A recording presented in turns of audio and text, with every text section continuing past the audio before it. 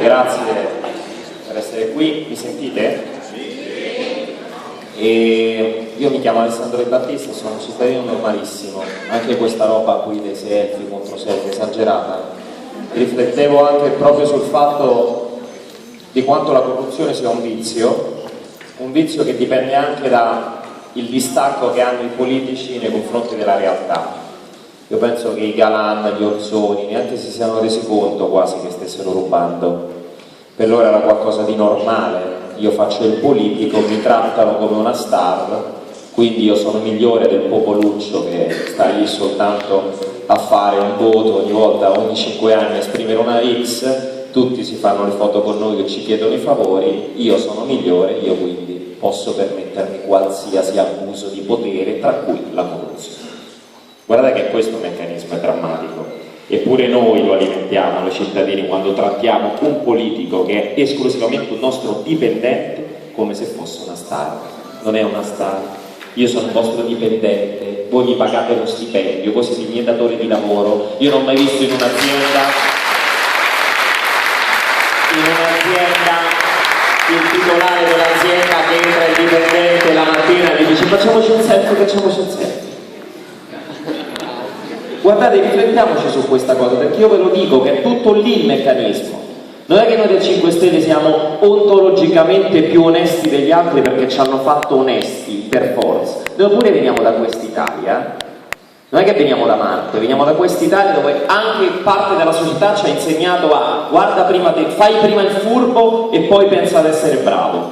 Perché questo messaggio è arrivato pure a noi due, a scuola anche, copia. Poi vediamo, tu intanto copia perché l'esame lo devi passare. Questo messaggio, no? È più importante essere furbi che essere bravi. Questo ce l'abbiamo tutti quanti. Giorgio Gaber diceva: non temo Berlusconi in sé, temo il Berlusconi in me.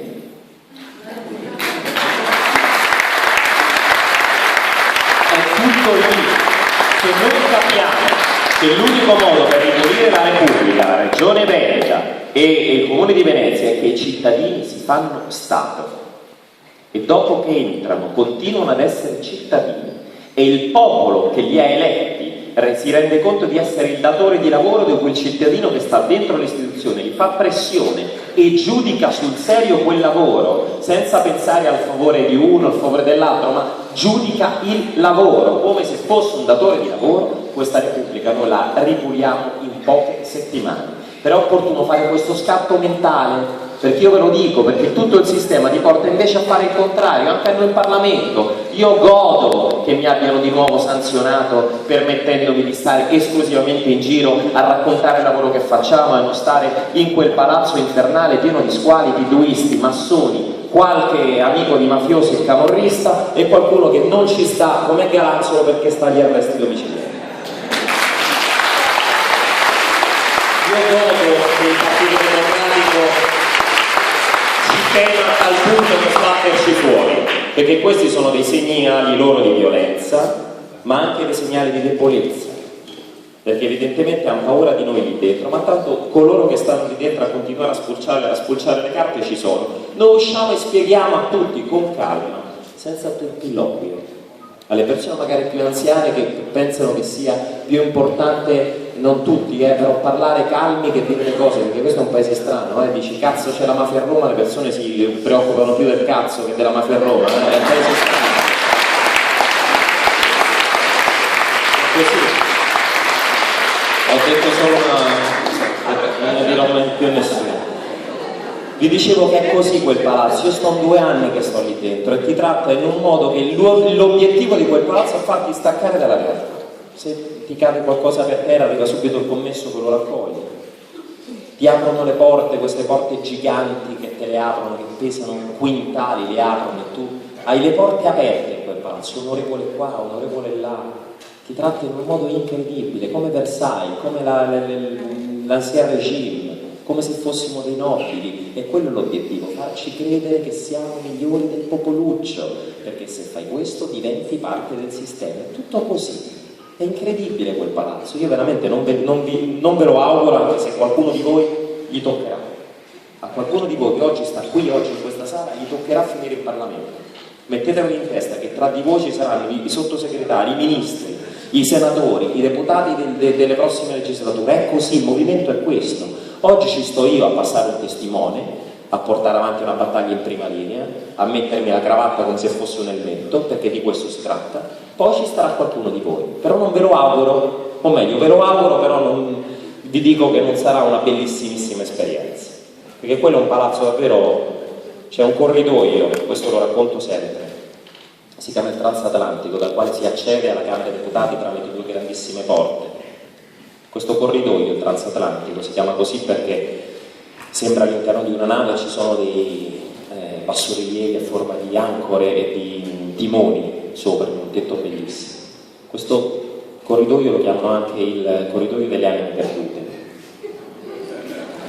Non è uno scherzo, non è uno scherzo, ci sono dei divani, io dico sempre, secondo me sono in pelle umana, le piante di ficus, come quelle di Fantozzi, e ci sono i capannelli dei deputati che si riuniscono e parlano con i giornalisti parlamentari che li intervistano. E mai che parlassero di un problema dei cittadini o il giornalista parlamentare che gli chieda come si può risolvere questo problema. No, è tutto su corrente, controcorrente, chi possiamo mettere lì, alla RAI chi mettiamo, come possiamo mantenere il potere. La loro idea, ma anche in buona fede, non se ne rendono conto, sono drogati di privilegi, perché di questo si tratta. Sono dei tossicodipendenti dei privilegi della casta, neanche te ne rendi conto, perché ora i privilegi dei parlamentari sono come una droga, se non ci stai attento tu pensi che, vabbè, l'auto blu la prendo solo oggi, fai questo ragionamento, come con la droga, la prendo solo oggi, mi spetta, io sono onorevole, mi spetta l'auto blu, perché io no? Perché Speranza deve avere l'auto blu, io no? Perché? Ce l'ha, perché ce la deve avere lui? Io pure la voglio. E questo è il meccanismo, e ti sei fottuto il cervello in un secondo, e il tuo obiettivo sarà sempre stare lì più tempo possibile e non occuparti dei cittadini e portare avanti un programma come questo programma di 90 pagine che auguro a tutti di trovare il tempo, 2 o 3 mesi per leggere. Thomas Mann ha scritto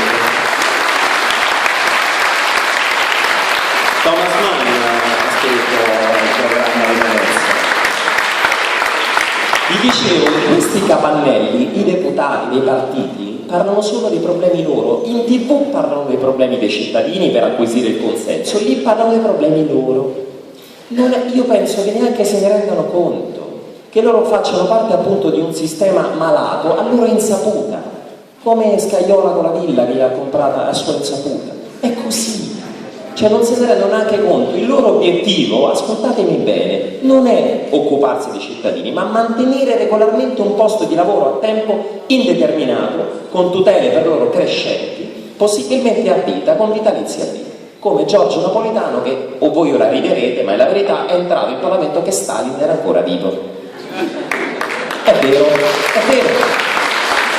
E si permette ancora dopo 60 anni di fallimenti totali. Per me Napolitano è il più grande responsabile del disastro Italia in assoluto, più di Berlusconi.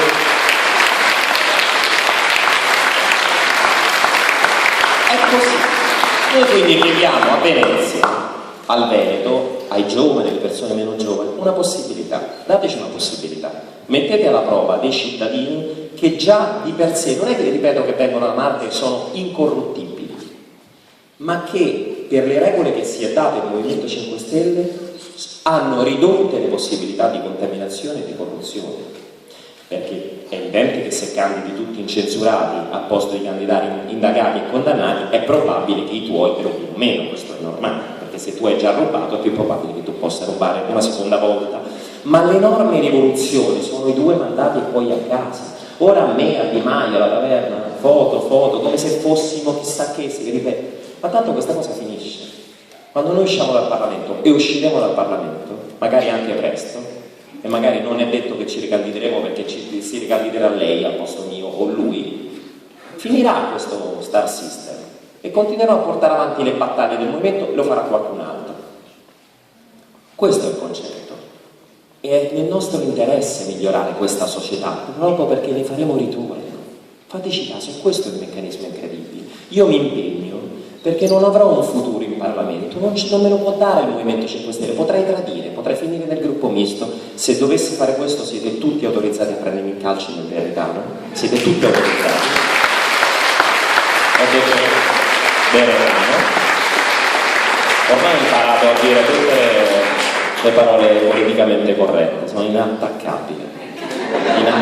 E quando invece voglio far passare un concetto che la televisione magari non mi riprenderebbe mai, sbaglio appositamente i congiuntivi, faccio questo e dico così c'è possibilità che le Vipucci mandino un'onda, quindi dico se noi farebbimo il reddito di cittadinanza saressimo un paese più sicuro, votassimo tutti i candidati qui a Venezia.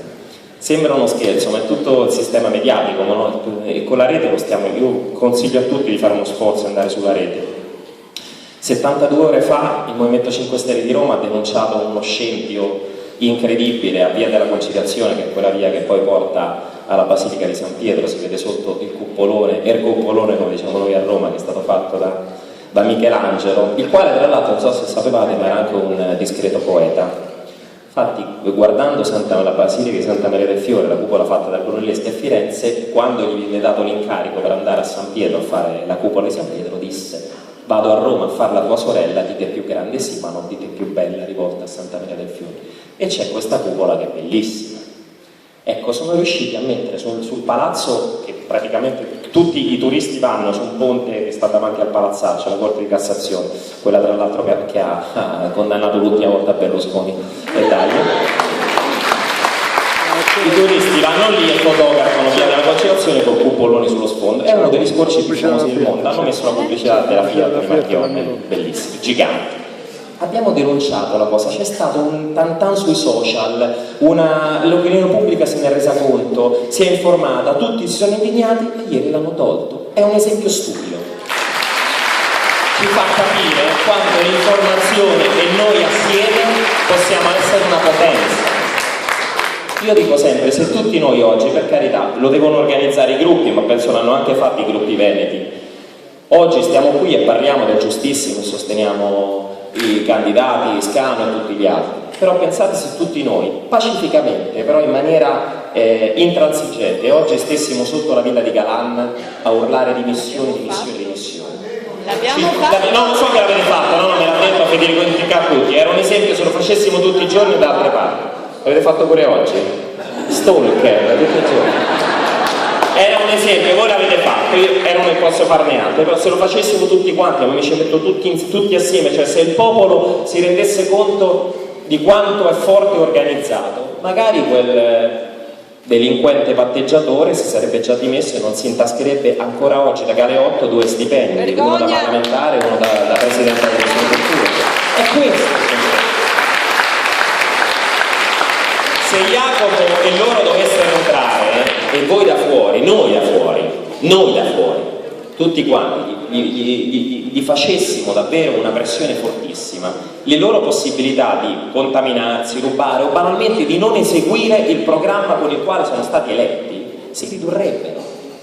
Gli potremmo ogni giorno ricordare: guarda che tu hai detto questo, tu hai detto che facevi questo, non l'hai fatto. Sapete perché noi possiamo continuare a camminare sempre a testa alta, anche con gente che non vota 5 Stelle? Io ieri a Padova facevo volantinaggio, parlavo malissimo della Lega, i soldi che si sono rubati, io pensavo, ora arriverà qualche insulto, che a Padova i leghisti lì sono forti, niente. Cioè le persone, anche se non voteranno mai il Movimento 5 Stelle, poi per me prima o poi lo voteranno, perché lo dico sempre, è pieno di gente che è del Movimento 5 Stelle senza ancora rendersene conto.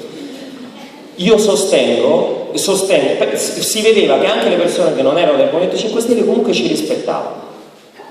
Qualcuno mi ha affermato: dovete dare la fiducia a Bersani. Per carità, una critica politica, giusto o sbagliata che sia, per me se noi avessimo fatto un qualsiasi forma di inciucio con il PD saremmo morti, però questa è la mia idea. Però camminare a testa alta, rispettati dai cittadini, senza un poliziotto, significa che già un miracolo è stato fatto. Significa che abbiamo rispettato i patti, che le persone, anche se Grillo urla, Di Battista non mi sta simpatico, Casaleggio c'ha i capelli ricci, qualsiasi cosa, comunque le persone sanno che noi abbiamo esattamente rispettato il nostro programma, e questo anche grazie a tutti gli attivisti che ci fanno pressione, infatti santi attivisti che fanno pressione e che ci trattano davvero come dipendenti in quelle istituzioni. Quello che dobbiamo fare con loro. Avete visto Venezia amministrata dagli altri, io non so se vinceremo o non vinceremo, per me è fondamentale entrare, perché iniziamo ad entrare come dei virus positivi, iniziamo a ripulire. Non è un caso che...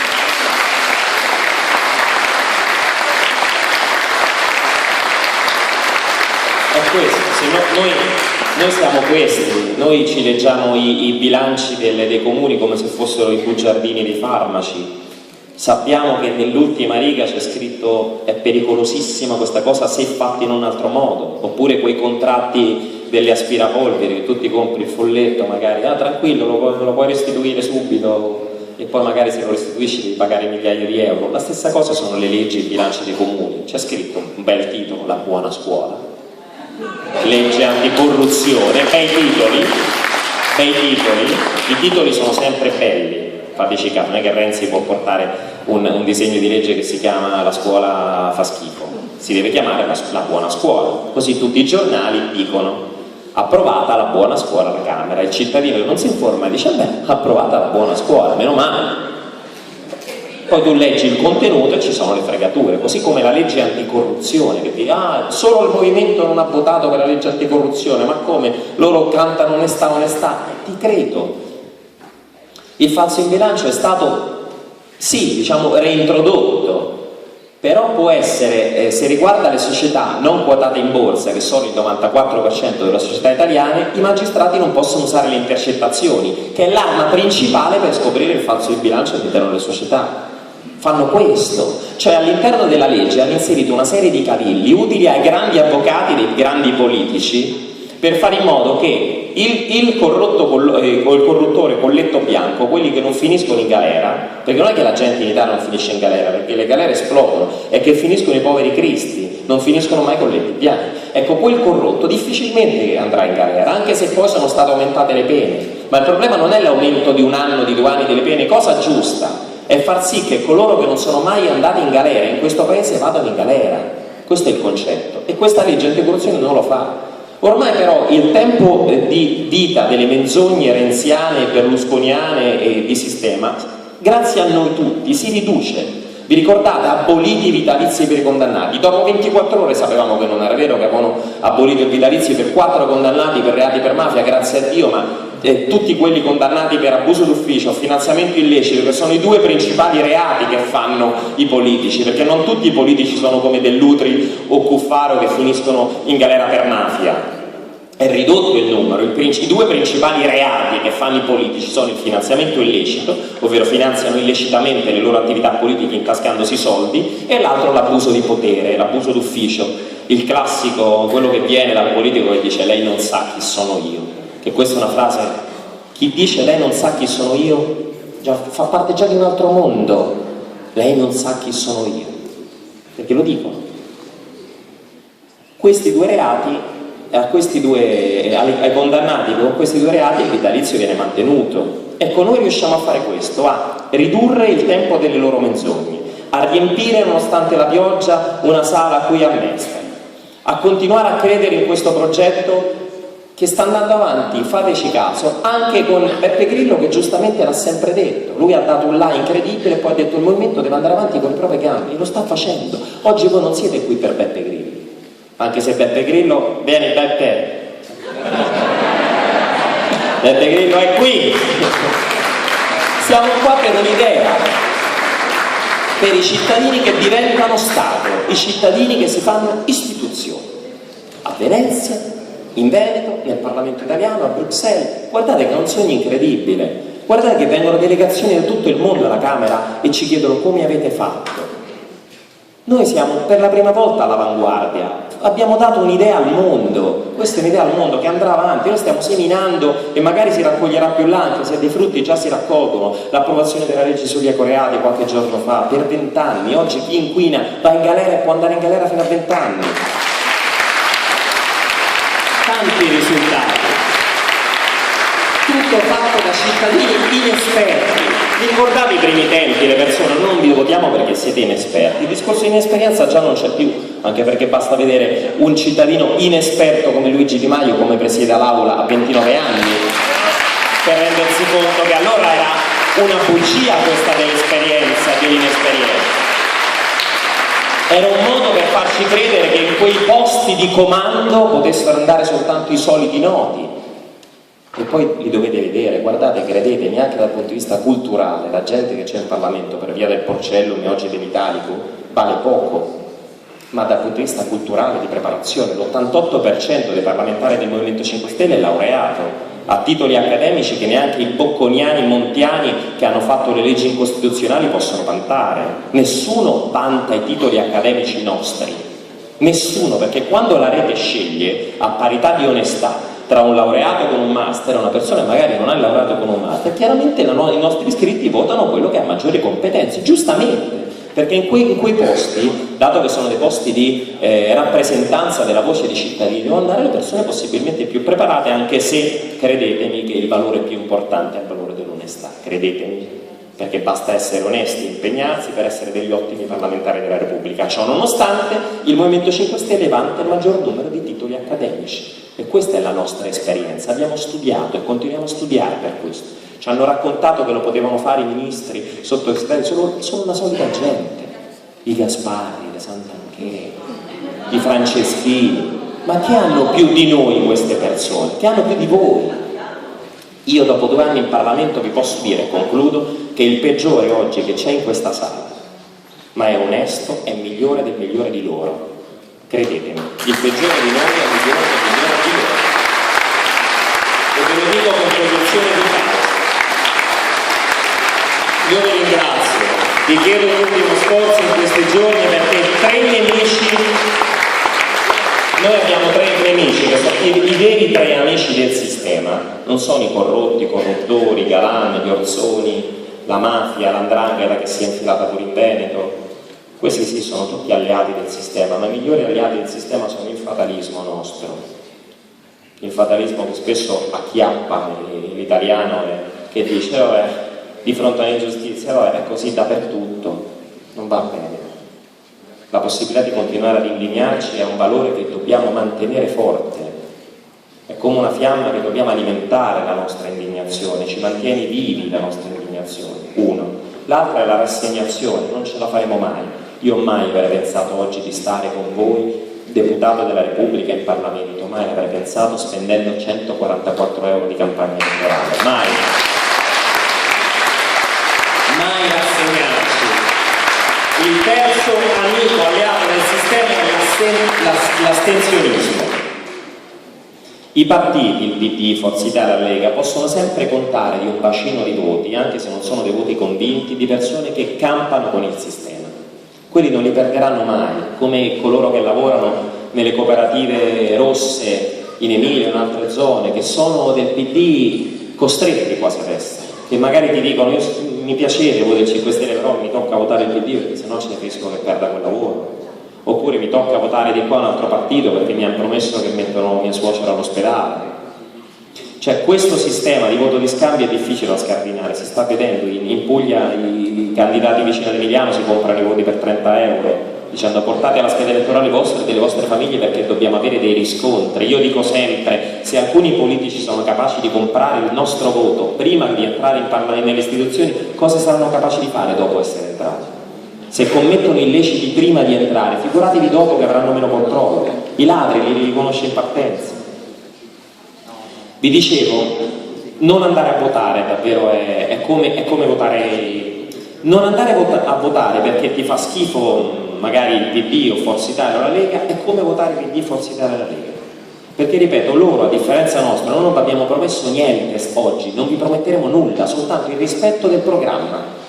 Soltanto il rispetto del programma, quello che in un paese normale dovrebbe promettere una forza politica. Noi entriamo e faremo questo, se staremo al governo potremo farlo facilmente, se staremo all'opposizione combatteremo affinché la maggioranza possa realizzare questo programma. Questo vi stiamo promettendo, nient'altro. Quindi noi, i nostri voti sono dei voti di persone consapevoli. Cerchiamo di far capire a tanti italiani che magari quel giorno non vogliono andare a votare, che se non vanno a votare è come se votassero quel sistema che li ha così spinti alla rassegnazione a non andare a votare. È incredibile, però è un circolo vizioso. Due parole sul reddito di cittadinanza, che è la cosa migliore. Lo faccio immediatamente, grazie. Allora, perché avete la R così? Perché? Avete la R così? Non ce l'avete, sentivo prima. Poco. Però è... Io una volta, quando sono stato a Venezia non capisco nulla del veneziano. Non si capisce niente, peggio veramente del calabrese. Dai, voi il dialetto vostro è incredibile. Cioè, io non si capisce, quelli con la gondola lì non si capisce niente. Straordinario. Questa è la bellezza dell'Italia, le culture, la differenza. Paradossalmente le invasioni che abbiamo avuto nel corso dei secoli ci hanno dato una ricchezza incredibile. Poi voi, mamma mia, eravate i padroni del mondo e oggi vi trovate calando. Io pure, io ho la mafia a Roma, mai avrei pensato. E stavamo parlando, sì, il reddito di cittadinanza, i soldi ci sono, abbiamo tutte coperture pubblicate e contropubblicate. È una manovra economica, e concludo, che serve a rilanciare l'economia, perché se il pensionato minimo che prende 480 euro, ed è già una contraddizione che prenda 480 euro quando l'Istat dice che la soglia di povertà sono 780 euro, cioè lo Stato ti fa campare in povertà. Se ci pensate è una roba allucinante. Se un pensionato che prende 480 euro ne prendesse 780, quei 300 in più non è che li mette da parte per andare alle Maldive tra 10 anni, li spende sotto casa, nel pizzicarolo, come si dice, dal pizzicarolo, come si dice a Roma, che sarebbe il negozio di alimentari. Pure io posso utilizzare dei termini che non conoscete. Dal pizzicarolo, dall'alimentare, nell'edicola, nel negoziante, nell'artigiano, e questo fa sì che si mette in circolo l'economia. E quindi l'artigiano non chiuderà e magari assumerà un ragazzo che anche egli prende il reddito di cittadinanza, e quindi non lo prenderà più perché verrà assunto dall'artigiano e lo prenderà un'altra persona. È una manovra economica che mette in circolo, appunto, un circolo virtuoso, e questo permette il rilancio dell'economia. I soldi ci sono, soltanto che se li rubano. L'avete visto con il Mose, con l'Expo, con il TAV, con i vitalizi, ogni giorno apriamo il giornale e leggiamo ruberie, furti, come si chiamano, tangenti, manzetti. Lo sappiamo che è così, per cui vi chiediamo di metterci alla prova, dateci una possibilità. Fateci governare però da soli. Il Movimento 5 Stelle non si allea con gli altri, perché oggi se ti allei con questo sistema è come fare subito un compromesso al ribasso. Quello che hanno fatto tutti, quello che ha fatto la Lega. Io non voglio entrare nel merito della Lega, buona, cattiva, però anni fa aveva in mente un'idea, anche rivoluzionaria, Roma ladrone, andiamo giù, facciamo questo, quest'altro. Questo è il riposto. È vero o no? Oggi c'è Salvini, quello nuovo, ma la struttura è la stessa. E infatti Salvini con chi è alleato? Con Forza Italia. Ma come? Ce l'ha tanto con la legge Fornero, giustamente, e poi sta alleato con la maggioranza che ha votato la legge Fornero. Lo vedete che se avessimo tutti quanti della memoria questa gente non ci sarebbe più. Guardate, Beppe dice una frase che per me è sempre bellissima: basta aprire gli occhi per non vederli più. Vi ringrazio tutti quanti. Grazie Alessandro. Capito.